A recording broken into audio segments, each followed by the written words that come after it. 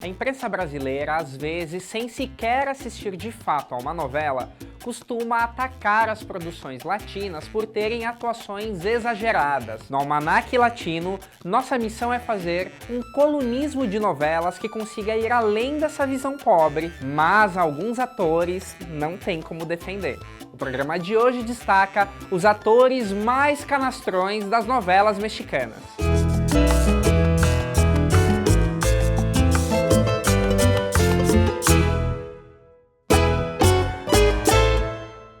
Pessoal, nunca é demais avisar. Deixe seu like, seu comentário e inscreva-se no nosso canal. Conteúdos exclusivos do Almanac Latino também podem ser encontrados nas nossas redes sociais, Facebook e Instagram.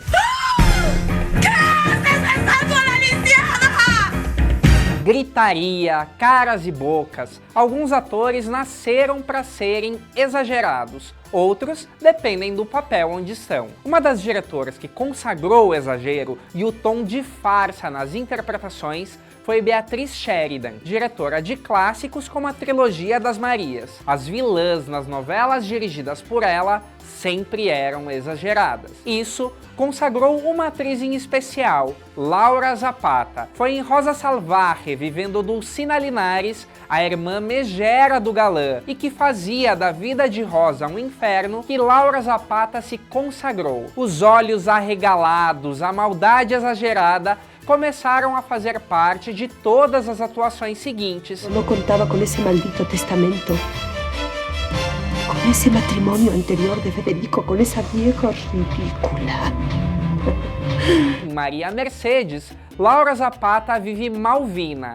Essa, até o nome, já era de vilã. Atuando ao lado da irmã Thalia, Laura interpreta basicamente o mesmo personagem que em Rosa Salvaje e repete seu enorme sucesso. Mas sinto que o estilo de interpretação, que ficou marcado pela diretora Beatriz Sheridan, morreu um pouco com ela, quando ela faleceu em 2006. Tanto é que de lá pra cá, Laura Zapata ainda é uma atriz importante, mas perdeu bastante espaço na TV. Sua atuação mais recente foi em El Bien Amado, como a delegada da cidade, tipo que, curiosamente, nem era uma vilã. Beatriz Sheridan também dirigiu outra novela antológica, La Usurpadora, onde o México conheceu o trabalho de Gabriela Spanik. Ela é uma atriz que divide opiniões. Muitos acham ela horrível, outros a veneram. Particularmente, e respeitando os fãs da atriz, chamo Gabriela Spanik de uma boa atriz ruim. Digo isso porque, na minha visão,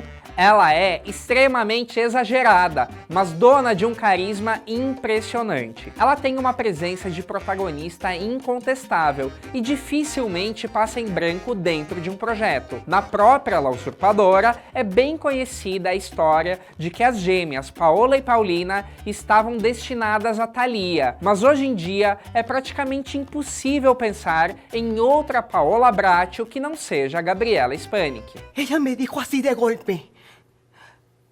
¿Y qué tal si yo disfrutara de tu bienestar por un año? Um lançamento juvenil promissor dos anos 90 foi Michele Viet, na novela Mi Pequena Traviesa, produção de Pedro Damián. Mas foi com Emílio La Rosa que Michele se consagrou em más atuações. Essa é outra boa má atriz, porque chegam a serem divertidas as atuações dela. Em Sonhadoras, por exemplo, ela divide o protagonismo com outras 3 atrizes, mas vive um personagem de muito destaque. Lucia é uma das sonhadoras, o típico patinho feio, que é humilhado e desprezado por todo mundo, até que ressurge como uma mulher poderosa. Em papéis mais comuns, ela novamente comprova seu DNA pro exagero. Mi mamá es una buena mujer y no es justo que usted la trate tan mal. No se lo merece.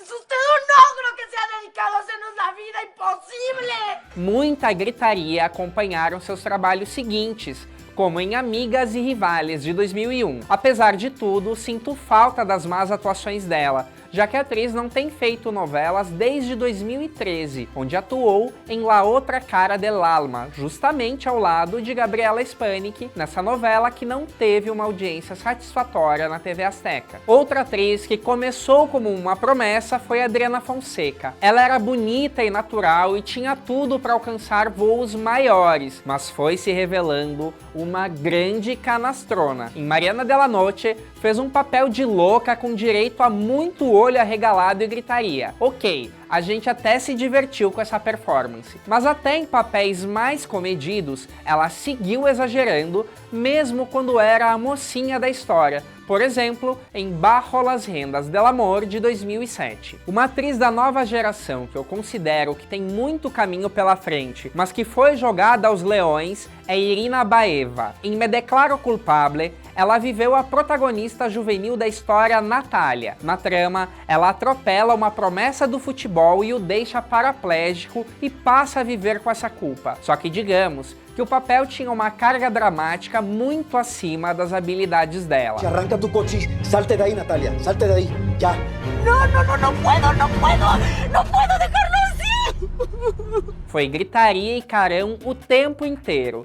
Dizem os rumores que a presença dela em Me Declaro Culpable foi uma imposição da Televisa e que a produtora da novela, Angelisma Medina, não esteve de acordo com essa escalação. Agora vamos aos homens. Impossível não começar a lista masculina com outro nome que não seja Roberto Palazuelos, que acabamos de ver no Brasil em mais uma de suas péssimas atuações em Mañana es para siempre. Esse, na minha opinião, não é um bom ator ruim, ele é só ruim mesmo. Caricato e estereotipado em todos os personagens, ele foi uma promessa quando jovem na novela Muchachitas, onde viveu Roger, um rapaz interesseiro e ambicioso.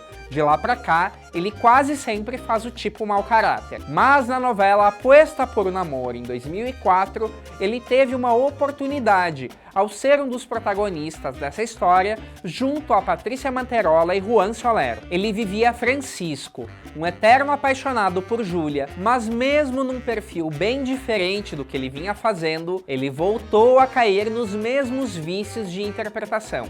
Conclusão, o personagem foi ceifado antes do último capítulo. Outro que jamais poderia ficar de fora da lista é René Cassados, um ator mais maduro e de trajetória, quase sempre em tipos caricatos. Esse faz tempo que já perceberam que é um ator que funciona muito mais quando o personagem por si só já é exagerado. Inclusive, assim como Roberto Palazuelos, ele quase sempre repete a mesma interpretação. E aí vem a pior parte. Às vezes, na falta de um galã maduro, escalam René Cassados e a coisa piora. Ou por acaso alguém comprou ele vivendo um dos galãs da novela Las Amazonas, fazendo um par romântico junto a Gretel Valdez. E falando em galãs maduros, quando o espanhol Lizardo apareceu em Rebelde, parecia que vinha suprir esse déficit na emissora. E ele, na medida do possível, cumpria bem seu papel. O problema foi quando começaram a escalá-lo para fazer vilões. Não sei se foi a direção ruim,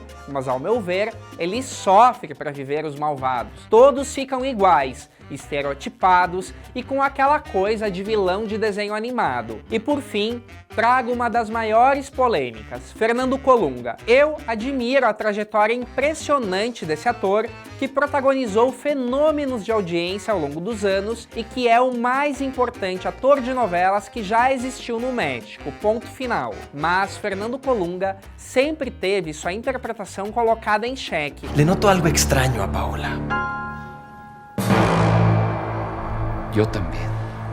Era aquela velha discussão do rosto bonito para pouco talento. Na minha opinião, a melhor atuação dele foi na novela Amor Real, onde viveu Manuel, e era dirigido pela competente Mônica Miguel, que o acompanhou em todas as novelas seguintes, produzidas por Carla Estrada. Mas Colunga precisava sair da zona de conforto, quando veio a oportunidade de ser o vilão em Passione e Poder em 2015. Mas, pro entendimento deles, para ser vilão, é preciso escorregar nos exageros E eu, honestamente, senti que Fernando regrediu bastante nessa novela. Bom, gente, essa é a minha opinião. Obviamente, tem gente que vai discordar. Na opinião de vocês, quais são os atores ruins, exagerados, canastrões? E quais são aqueles que, de tão ruins, são bons?